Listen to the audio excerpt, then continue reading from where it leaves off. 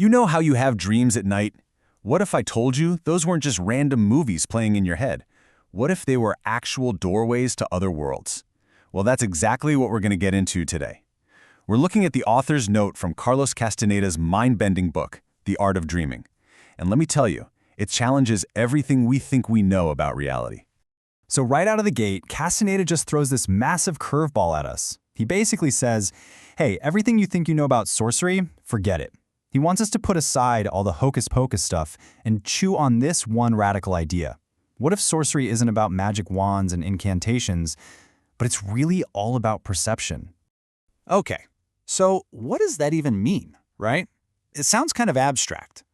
To really get it, we have to break down what the word sorcery actually means in the world of Don Juan Matus, Castaneda's teacher. And trust me, it's not what you're thinking. So Castaneda makes this super clear distinction. On one hand, you've got what we all think of as sorcery, spells, charms, calling up spirits, the whole shebang. But then there's Don Juan's version, which is completely different. For him, it's more like a practical science, a set of real principles for using your own perception to literally mold the universe around you. So here's the bottom line, the thing you really need to get. This kind of sorcery, it's not about zapping people or making things float. No, it's the art of living by a completely different set of rules for reality. And the foundation for all those rules, it's the incredible power of your own perception. All right, so if sorcery is all about perception, where does that lead us? What kind of new realities does that open up? Well, Don Juan gives us this really simple but honestly pretty profound metaphor to help us wrap our heads around it. He says, think of our world as just one single layer of an onion. And this quote, man, this really gets to the heart of what Don Juan was teaching. He's saying that this world we see, the one we assume is the only one, it's not. It's just one layer and a whole cluster of worlds. And get this, each one is just as real, just as solid as ours. Okay, so the big question, the one we're all thinking, is if these other worlds are out there, why can't we see them? And John's answer is just, it's fascinating. He says it's not because they aren't real, it's because we've been conditioned. From the day we're born, our energy is trained, it's molded, to filter out everything except our world. We're literally taught to ignore them. Don Juan had a name for this ability to see into these other realms. He called it the second attention. And he's really clear on this point. This isn't some spooky, supernatural dimension. It's just a different state of awareness. A state that, he says, sorcerers can actually train themselves to access. Which, of course, brings us to the million-dollar question. How in the world do you do that? How do you access these other realms of perception? Well, according to Don Juan, ancient sorcerers figured it out a long time ago. And the key, well, it's something we're all very familiar with. I mean, this is the question, isn't it? It's the one Castaneda himself asked. We all have these weird, chaotic, totally random dreams every night. So how do you go from that to perceiving whole other realities? What's the bridge? What's the connection? And boom, here it is, the big reveal. The art of dreaming, it's not about just lying there and letting dreams happen to you. Not at all. It's an active discipline. It's a whole set of practical, learnable techniques. And what are they designed to do?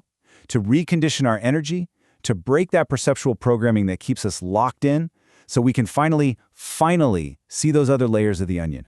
You gotta love how simply Don puts it. He just cuts right through all the mystery. He's like, look, this isn't some crazy complicated magic. It's just about taking something we all do, dreaming, and learning how to use it, turning it from a passive experience into a focused, deliberate, and incredibly powerful tool.